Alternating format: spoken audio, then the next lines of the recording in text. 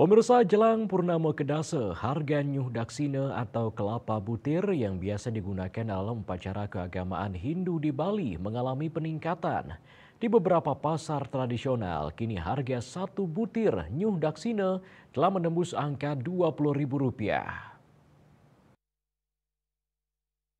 Kenaikan harga yang cukup signifikan. Berdasarkan pengamatan di lapangan, pedagang Banten Pasar Kartini dan Pasar mengatakan harga 2 butir nyudaksina yang sebelumnya menyentuh harga Rp15.000, kini 1 butir nyudaksina mencapai harga Rp20.000. Kenaikan harga ini mulai dirasakan menjelang Hari Purnama Kedasa yang jatuh pada Sabtu 12 April 2025 mendatang. Pihaknya mengaku kenaikan harga ini disebabkan tidak hanya menjelang Hari Raya, melainkan keterlambatan pasokan nyudaksina dari distributor dan tingginya angka permintaan nyudaksina dari masyarakat khususnya yang beragama Hindu. Hal ini dinilai cukup membebani tidak hanya pedagang tetapi juga para pelanggan mengingat nyudaksina merupakan salah satu sarana penting dalam upacara yatnya. Tidak ada, jarang-jarang adanya.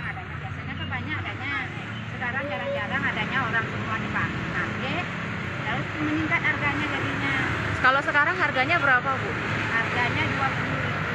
Sebelumnya biasanya Rp2.15. Oh, jualnya semuanya alat-alat upacara. Kartas itu semuanya jadi ada, danang ada. Nah, bunga itu semuanya.